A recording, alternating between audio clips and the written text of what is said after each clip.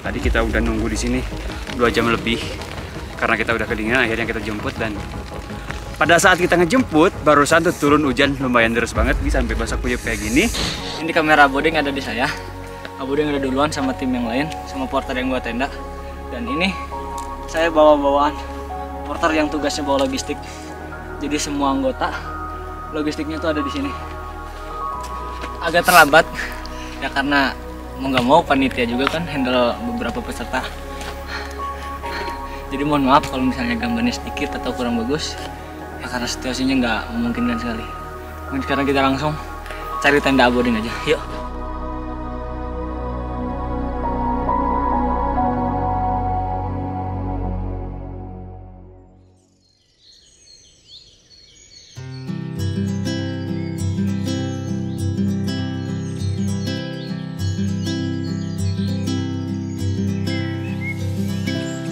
Hai, morning temen Bi. Wah, cuaca di Cikasur pagi ini tuh cerah banget ya. Kalau ada pepatah yang bilang akan ada pelangi sehabis hujan.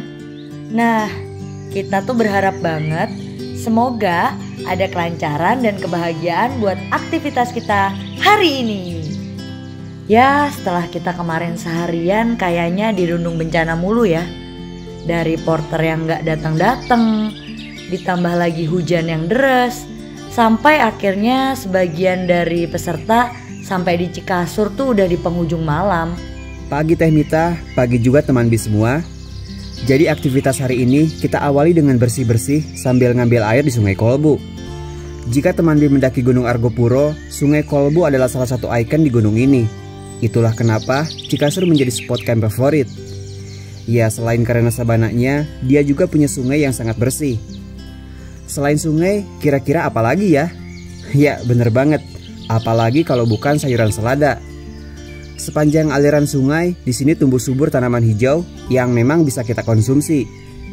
Tanpa menyia-nyiakan, kita pun mengambil secukupnya yang akan kita masak dengan bumbu pecel sebagai tambahan lauk untuk makan kita nanti. Di Cikasur itu ada namanya Sungai Kolbu dan tumbuh banyak selada, jadi nggak bakal habis. Jadi teman-teman yang ke Cikasur wajib bawa bumbu pecel. Nggak usah dipecel, ditumis juga bisa. Bisa. Wih, montok-montok, gede-gede. Panen selada, gusti.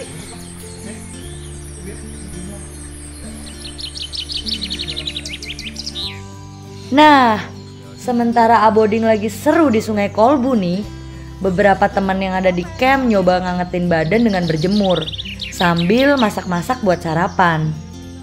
Jadi teman Bi, semalam tuh aku nyampe di Cikasur sekitar jam 12 malam gitu deh. Kenapa kita bisa telat? Ya selain memang kita jadi tim sweeper, karena di rombongan paling belakang tuh totalnya ada 6 orang gitu. Ditambah lagi ada Husni sama Diki yang emang gantian bawa tas carrier yang sebelumnya dibawa porter. Jadi sampai sini teman Bi paham lah ya. Kita peserta maupun panitia yang rescue porter, bukan porter yang rescue peserta. Kalau A sendiri sampai sini jam berapa A? Aku sampai sini sekitar jam 9 malam Teh. Kemarin kondisinya udah chaos banget. Teteh bisa bayangin dong, dari sabana kecil baju aku kan udah basah semuanya. Lalu lanjut jalan. Dan ketika sampai sini, posisi aku kan bawa carrier-nya porter. Sementara carrier aku dibawa mereka. Sedangkan mereka baru sampai sini sekitar jam 11 malam. Hanya selang beberapa menit sebelum Teteh dan rombongan sampai. Bayangin, ada jeda sekitar 2 jam yang dimana aku harus nunggu dengan kondisi baju yang totali basah. Dengan kondisi suhu Cikasur yang sangat dingin. Karena aku gak bisa ganti baju kan, wong carrier aku dibawa mereka. Dan yang lebih parah lagi, semua tenda masih di mereka juga. Jadi kita nunggu, bener-bener nunggu sambil nahan kedinginan. Wah, parah banget sih A. Tapi disinilah titik bersyukur kita juga nih teman Bi. Soalnya tim peserta tuh udah pada solid banget. Saya thank deh buat om-om gemes katanya. Ada Om Iman, Om Reza, Om Farid yang udah mau backup rombongan paling depan. Termasuk soal logistik dan keamanan teman-teman yang lain. Dan dalam keadaan capek, makan seadanya dan dingin itu, mereka juga harus nunggu keterlambatan tenda ya. Sekali lagi ironis sih.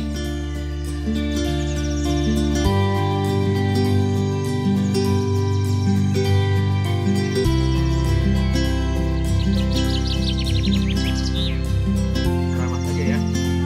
Banyak orang. Udah. Mandi karena pemerintah harga lupa. Cuma taruh lalu kita tuh nggak ada orang. Dia sampai atas itu nggak ada orang kan. Udah. Enggak ya, enggak cuma. Apa itu? Sop buah yang paling segar. Tinggal nikmat dan bergizi banget. Kalau di gunung 1 4 sehat 5. 5 berat.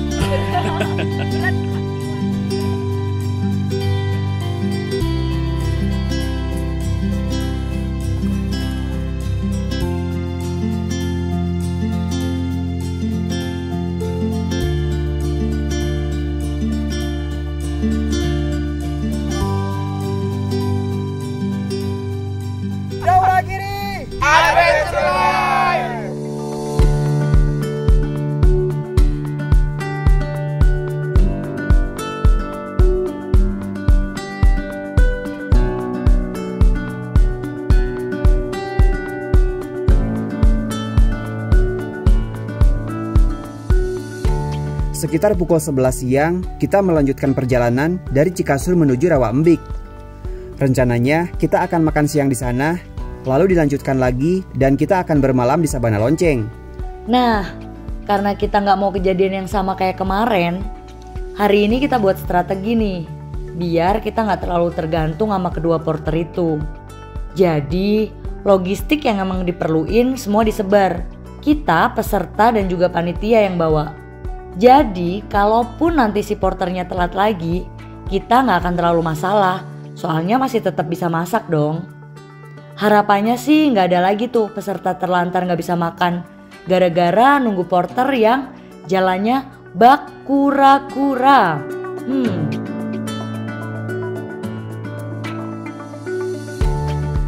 Teman Bi mungkin bakal nanya, kenapa sih udah tahu kayak gitu kok tetap dipaksakan? Gini ya, dari kemarin saat kita mencium gelagat seperti ini, dari Sabana kecil mula kita udah nanya ke mereka, apakah ada masalah? Apakah kalian masih sanggup? Jawaban mereka selalu mengatakan bisa dan tidak ada masalah apa-apa. Padahal jika saja mereka bilang gak sanggup, dari Sabana kecil pun kita akan menghentikan mereka dan sebisa mungkin bakal mencari porter pengganti. Tapi emang dasarnya mereka ngeyel, ya akhirnya merepotkan semuanya.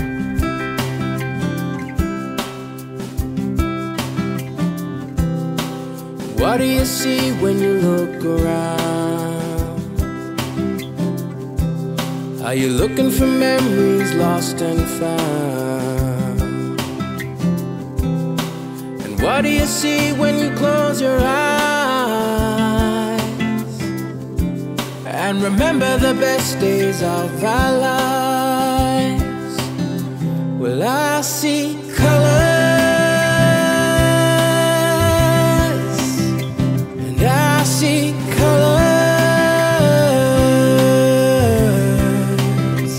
I see colors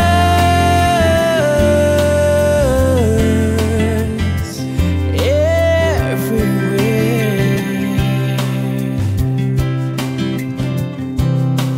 Taking the pictures in my mind, so there's never a moment left behind. Singing a song along the way, making the most of every day. And I see colors. Rap coy. Nih karirnya backup porter, jadi yang harusnya kemarin DIP-kan sekarang ini semua serba ada. Padahal niatnya saya pengen DIP-kan ke sini tuh. Ya begitulah.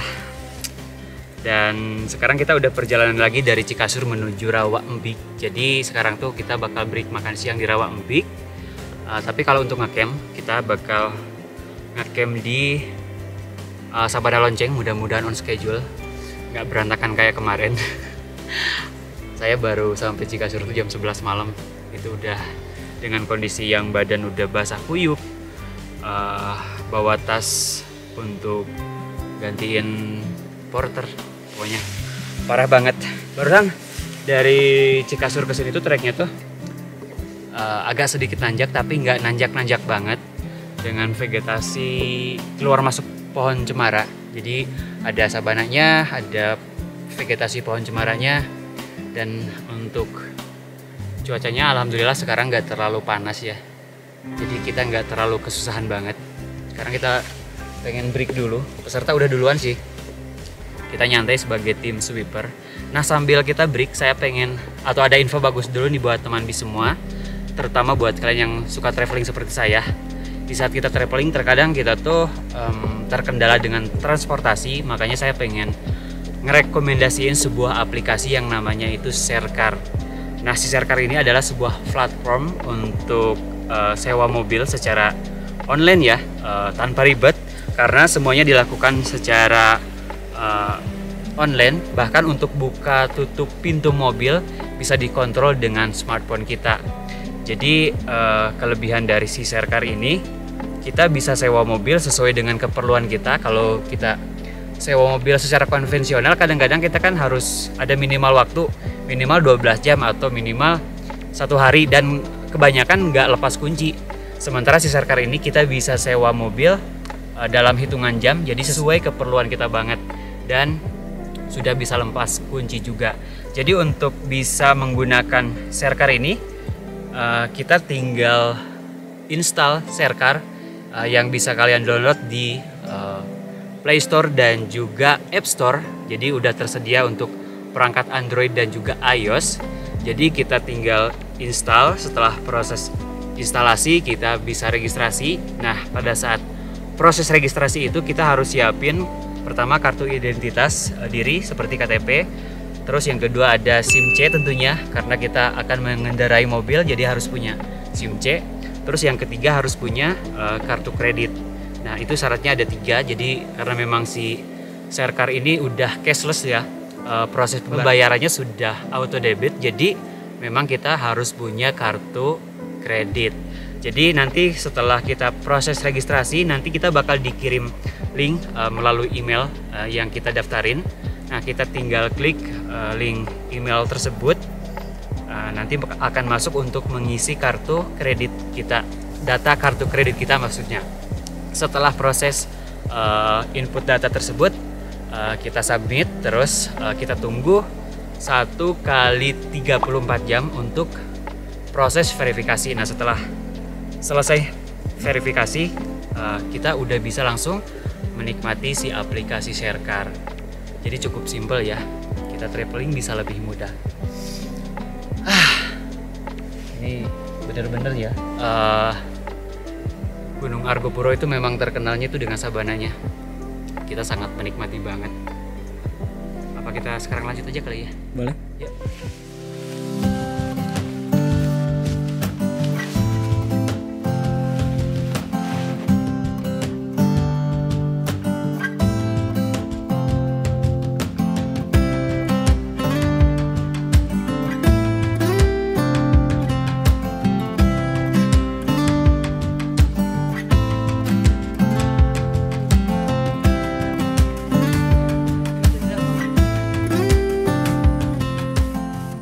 Sampai di titik ini mungkin teman B nggak akan banyak ngelihat peserta lain dulu ya. Soalnya tim dokumentasinya yaitu Aboding, Kang Husni, ditemenin aku dan Mas Andre ada di posisi paling belakang sebagai tim sweeper. Sementara semua peserta kita biarkan untuk jalan duluan. Dan kita udah sepakat bakalan ketemu di pos Rawa Embik.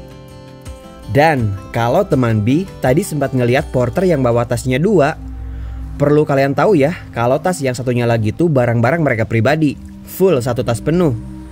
Jadi barang-barang kita hanya 1 tas yang digendong di belakang.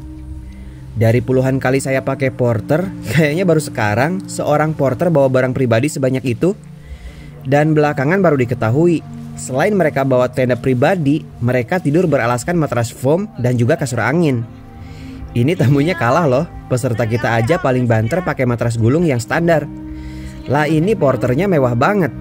Ini mereka mau mortar apa mau nebeng trip? Saya bilang kayak gini bukan berarti seorang porter tidak boleh tidur di tempat yang layak ya. No, bukan itu konteksnya.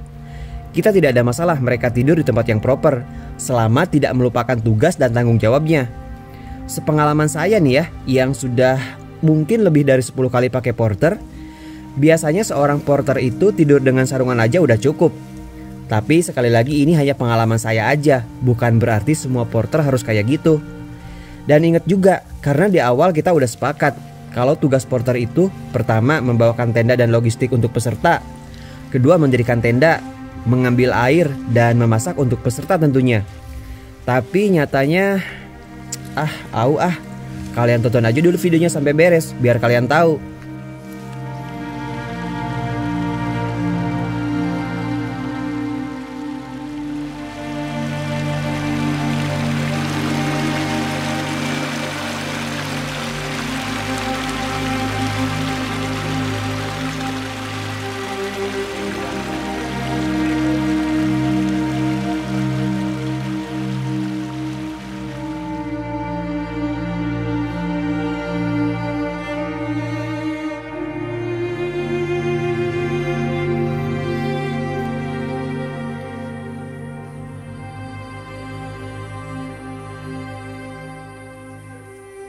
Hari sudah semakin sore, bahkan sebentar lagi akan memasuki malam.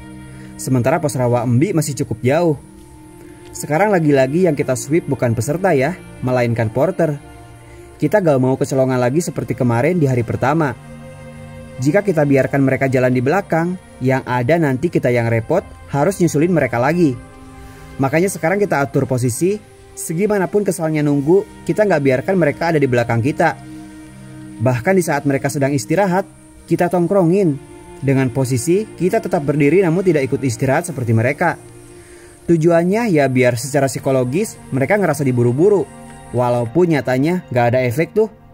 Mungkin teman Bi yang nonton video ini bakalan bilang, kok kita tega banget sih? Mereka jalannya pelan pasti ada alasannya kali. Mungkin beban mereka terlalu berat? Make sense sih. Kita paham banget kalau kalian punya pemikiran kayak gitu. Tapi ingat, tadi di Cikasur beban mereka tuh udah kita bagi ke peserta sama panitia loh. Jadi kalau dibilang beban mereka terlalu berat, big no. Beban mereka tuh standar banget. Apalagi untuk mereka yang statusnya as a porter ya. Mereka kita bayar buat ngeringanin pekerjaan kita, bukan malah sebaliknya. Dan kalau kalian pengen tahu alasan sebenarnya kenapa mereka seperti ini, ternyata mereka berdua ini bukan porter. Mereka ngelakuin ini murni hanya untuk cari uang. Sebenarnya saya masih pengen cerita banyak tentang kejadian ini, tapi memang kita terbatas dengan durasi. Kalau kalian berkenan, saya akan mencoba membuat video terpisah untuk menceritakan kejadian dari awal sampai akhir, supaya kalian tidak gagal paham. Buat yang penasaran, silahkan bisa klik tautan yang ada di pojok kanan atas.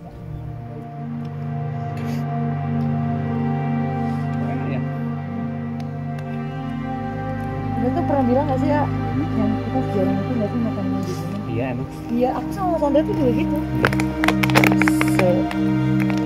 Aku tuh kena bawa ini, aku tahu kalau makan kayak gini kayak disediain porter atau open trip kayak gini lah intinya. Porsinya tuh dikit. Aku tahu kan makan porsinya banyak. Jadi ini tuh buat cadangan. gitu.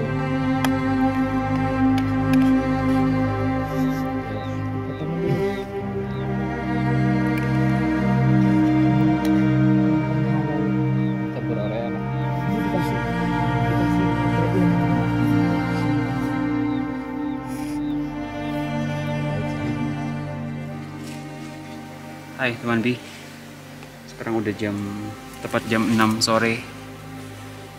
Kita udah kemalaman lagi kemalaman.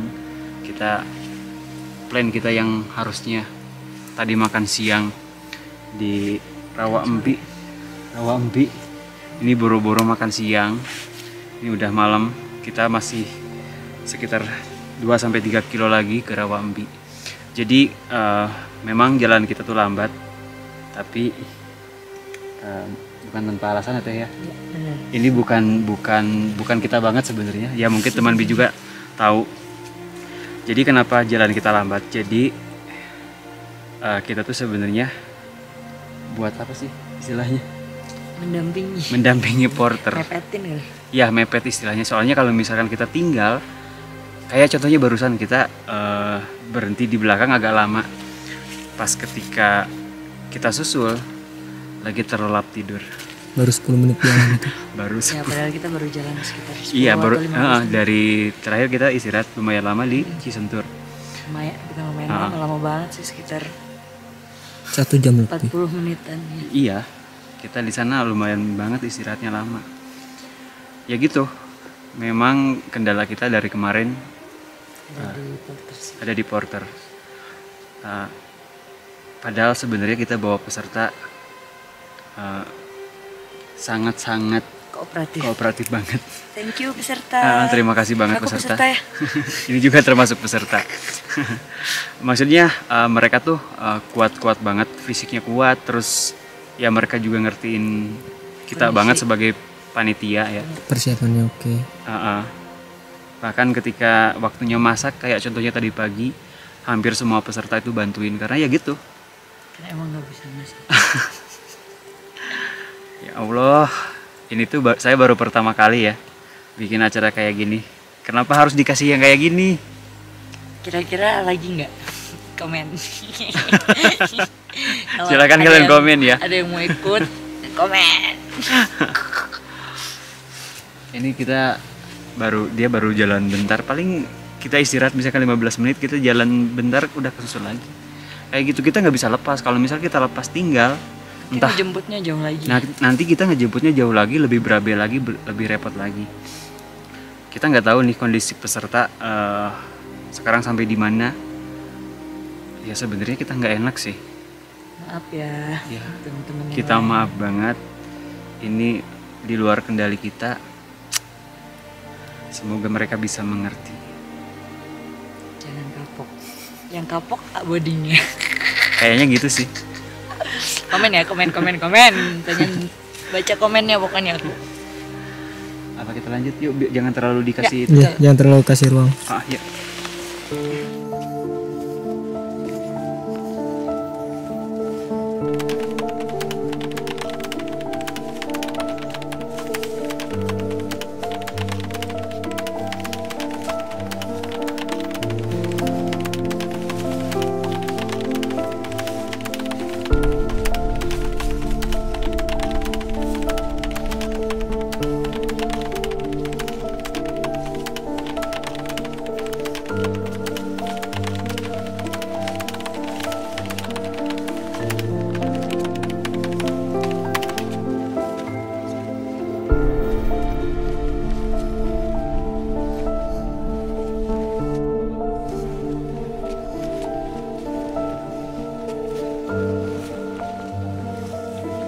Baris.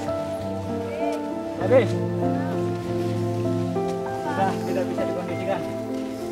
Kenapa? Lihat keluar. Maaf ya semuanya, saya telah menelantarkan kalian. Apa sih? Ada apa? Ya beginilah. Gak apa-apa, A. Ono apa? Kan di luar ini. Mungkin kalian bakal kapok ke saya dan saya pun kapok untuk bikin kayak gini lagi, nggak akan lagi. Jauh. Jauh. Dia ada center film aja. Udah dikasih, udah aku kasih.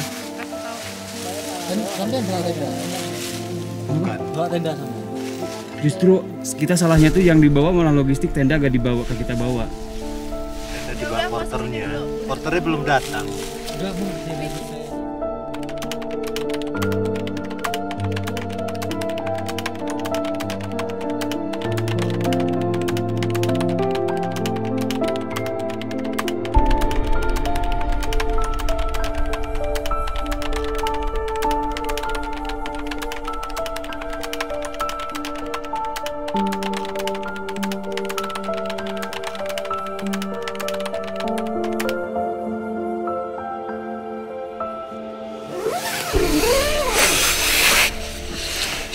Hai teman Bi.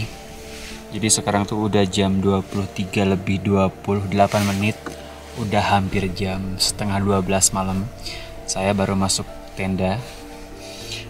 Alhamdulillah ya, semua peserta juga udah masuk ke tenda masing-masing, udah makan malam juga.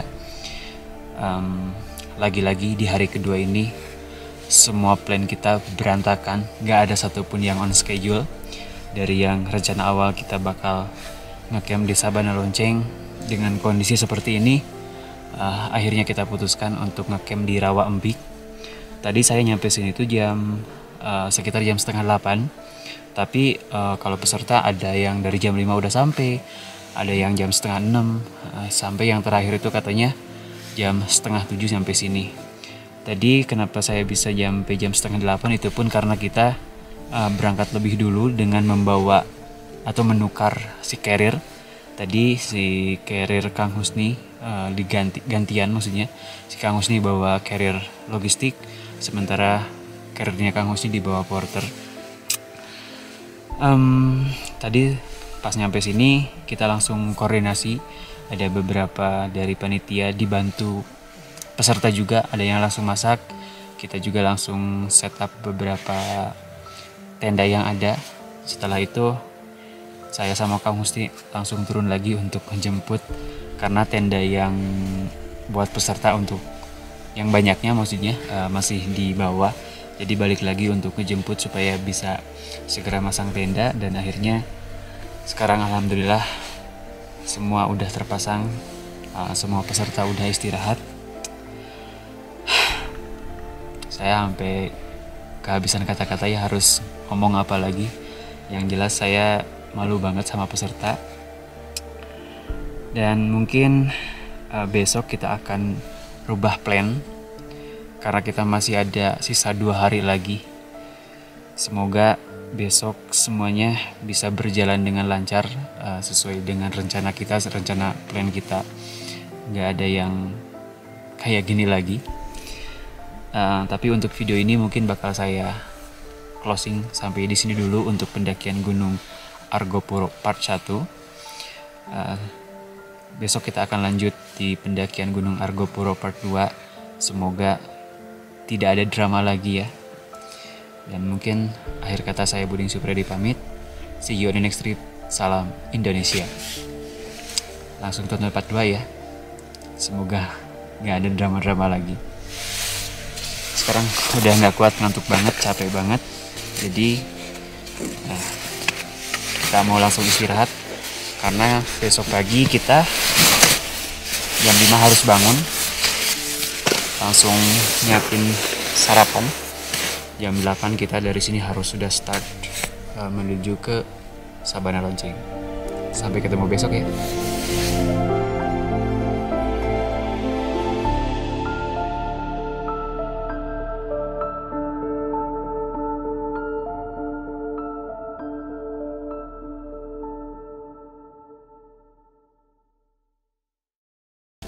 Aku yang minta maaf.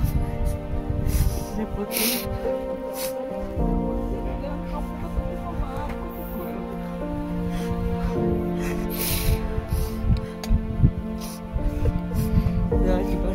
Tuhan dari semesta sungguh mengingatkan kita. Jika kita telah menetapkan satu tujuan, hendaknya kita pun harus siap menikmati setiap proses yang sudah lebih dulu dicatatkan. Membiarkan bisu sang alam menjadi bagian saksi langkah-langkah lelah. Kita nggak mau Pak, ini terjadi sama pendaki lain. Sorry, kalau bukan kita mungkin kalian dipukulin. Sepakat. Menurut aku tuh fatal gitu. Kalau bukan kita, kalian udah habis sih gitu. Kita jujur kita emosi, ya iya dong, marah, kena mental iya. Kita harus nge-sweep di setiap perjalanan. 3 hari loh kita jadi sweeper. Betapa paniknya kita yang kita bisa tutupin dengan ketawa-ketawa saat kita tahu teman kita hilang. Yang harusnya nyari siapa? Kalian kan?